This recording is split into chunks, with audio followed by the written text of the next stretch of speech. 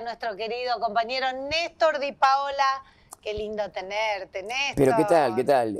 Buen día y muchas gracias. Sí, como Troilo, que siempre... Troilo decía una frase muy célebre. ¿El músico? Claro, Aníbal Troilo Aníbal. decía, pero ¿qué me van a estar esperando si yo nunca me fui? Claro, en lugar de decir siempre vuelvo, que podría haber dicho eso, nunca me fui. Nunca te Y yo fuiste. me siento como que nunca me fui. Por más que viaje sos y tenga parte, otros compromisos, nunca me fui. parte del mediodía, del programa. De ahí que siempre me acuerdo de Troilo. Con tu historia, con tu impronta, que para quienes no hemos nacido acá como yo, si bien hace muchos años que estoy, conozco mucho de la historia gracias a vos. Bueno, No sí, sé si te das cuenta de eso, ¿no? Digamos, a veces hay gente que me dice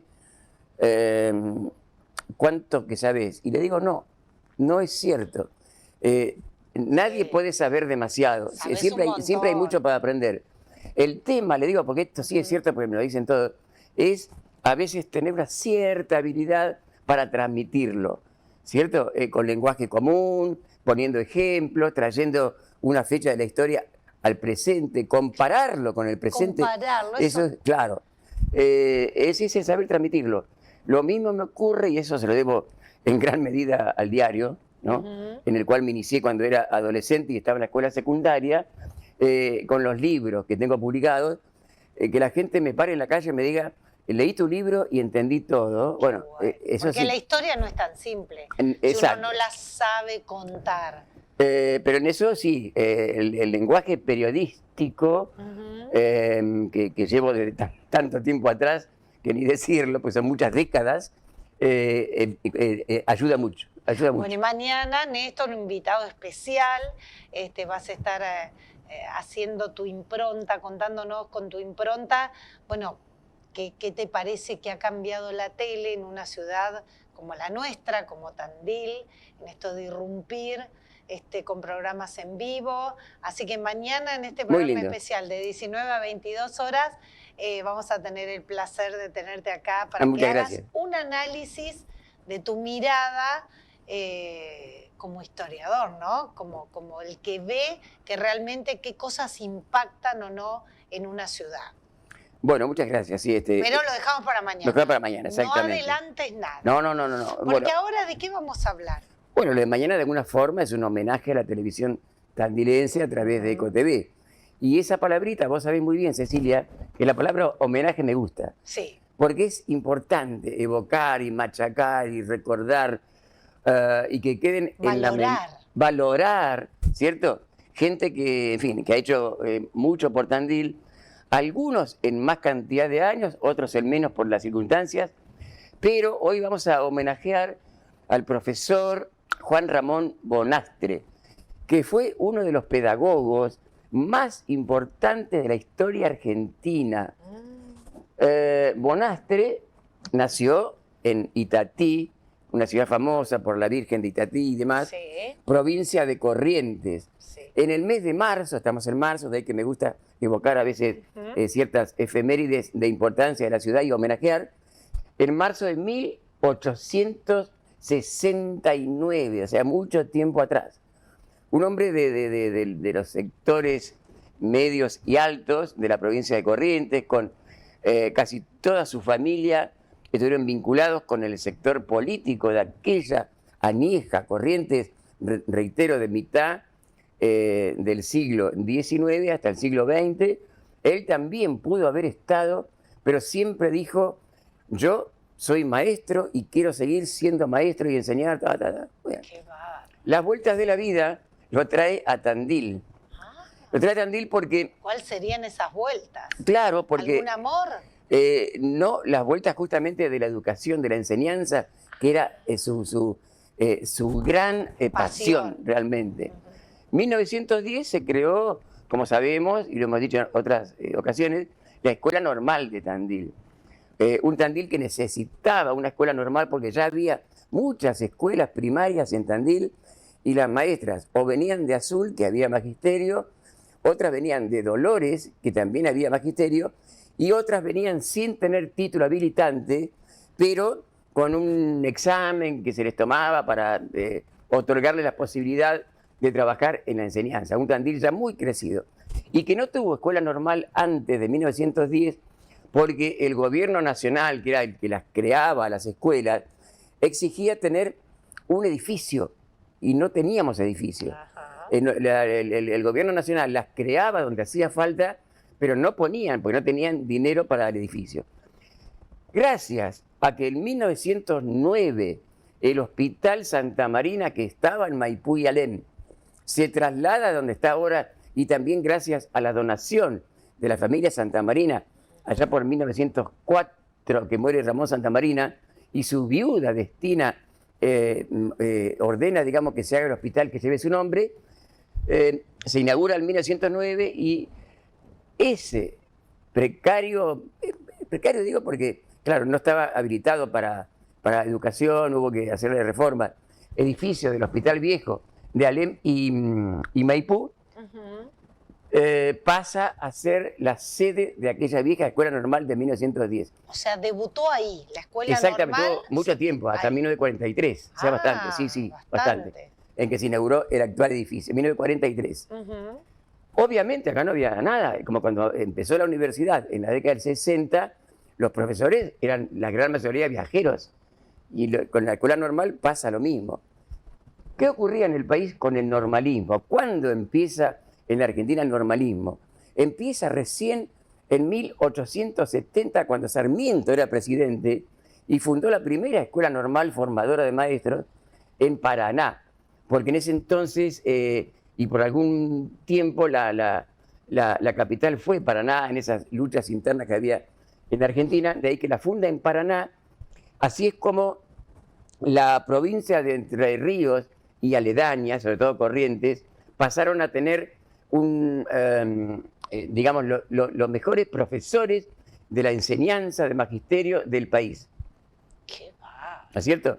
Entonces acá cae, o nos manda el gobierno, un correntino, que menciono, hombre. Juan Ramón Bonastre, que es el que hoy estamos homenajeando, ¿cierto? Por ser el mes de marzo, aniversario de su nacimiento. Para esto era joven, Sí, cuando llega a Tandil, llega con más o menos, estamos hablando de 40 años. Ah, bueno. Llega a Tandil con 40 años, Sí. exactamente. Sí, sí. Y era una persona tan prestigiosa y muy querible, a tal punto de que se hizo amigo enseguida del intendente de la época, que era Antonio Santamarina, hijo de Ramón, y a tal punto de que fin de 1913, que fue la primera promoción, porque eran 4 años, 1910, 11, 12 y 13. Diciembre de 1913, que se recibe, por ahí debe andar una foto de Bonastre con bigote, saco y de brazos cruzados, que por ahí a lo mejor los chicos la encuentran, para mostrarla a los televidentes, con las egresadas, y digo las porque eran todas chicas. Todas mujeres. Exactamente, la primera promoción, todas mujeres.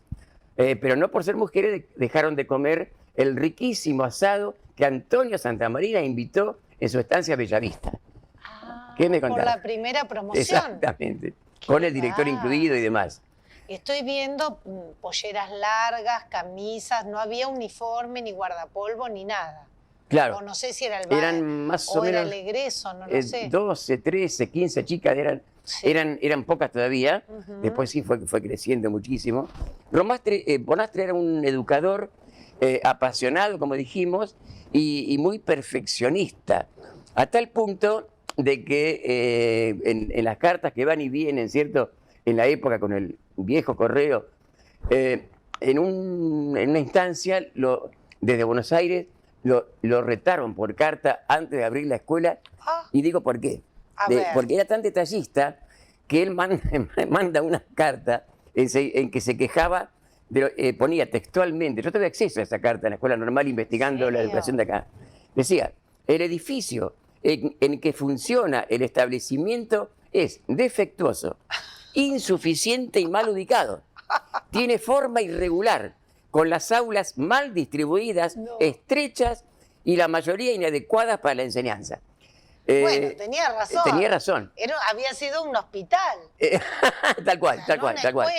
Y no había nada. Claro. Entonces lo retan y le dice, abra ya mismo, porque ya era en mes de marzo, había que empezar las clases. Sí. Empezaron 14 de abril, con algún atraso. abra ya mismo esa escuela como sea y como pueda.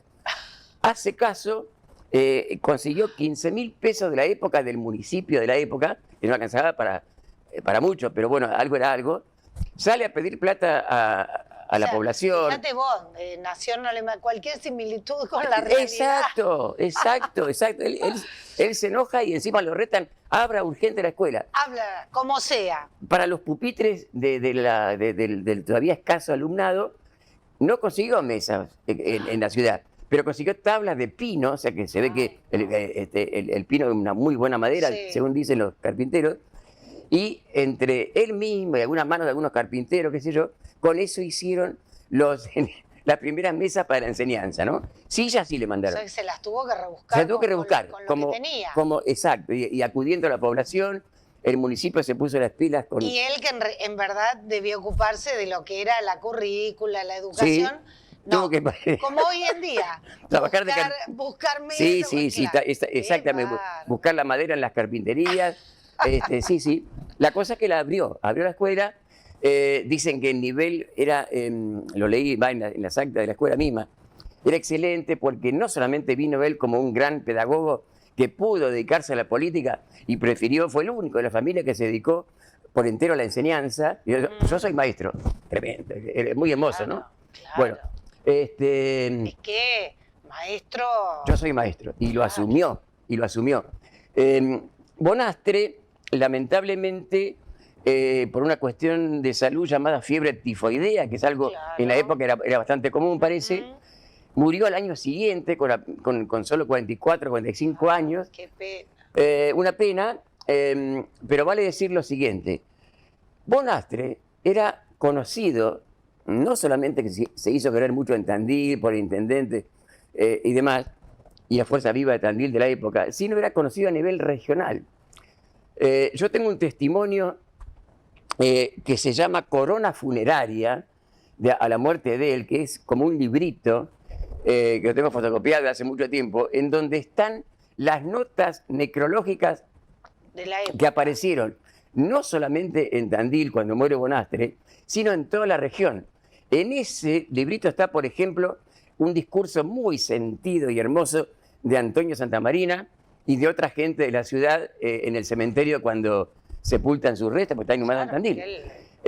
Y fundó la sin escuela, duda, la escuela sin duda. normal. Y también están en esos testimonios que la gente que acudió al cementerio en los carruajes de la época fue enorme. Digo esto porque ¿a qué me hace acordar? Porque yo, si bien era muy joven, pero yo viví el momento tristísimo de cuando en un accidente muere Osvaldo Zarini, fundador de la universidad. Claro. Esto ocurre en 1971 y yo estuve en el velatorio del aula magna de la universidad, ya trabajaba en el ECO, cubriendo, digamos, su velatorio en el aula magna actual, pues ya estaba el Palace Hotel reciente, Claro.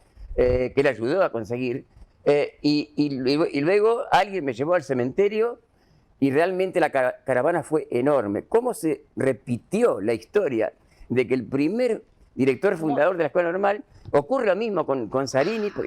Y cómo la gente reconoció en ambos Exacto. lo que aportó a la cultura y a la educación. Porque hoy tal vez no nos damos cuenta, Cecilia, pero en aquel entonces, repito, 1910, cuando se cumplía apenas el centenario de la Revolución de Mayo, tener la Escuela Normal significó la misma importancia que medio siglo después tener la universidad. Ay, me encanta. ¿Ves cómo vas relacionando los temas? Qué maravilloso esto que nos podés regalar cada semana y que te agradecemos muchísimo. Por favor. Néstor, hemos aprendido, bueno, hoy con un nuevo homenaje a un gran maestro como le gustaba a él que lo nombrara. Y voy a averiguar si no hay alguna calle Bonastre. Pienso que tiene que haber, porque fue un grande. Pero no lo sé, honestamente no lo sé, verdad ojalá. Que no me suena tampoco. Y si no, habrá que... Y si no, habrá que impulsar. Habrá que impulsar. Exactamente. Néstor, gracias. Gracias Nos a ti. vemos mañana en el Muchas programa gracias. Sí, claro, sí, especial, sí, estoy. Néstor Di Paola, aquí por Plataforma Magazine.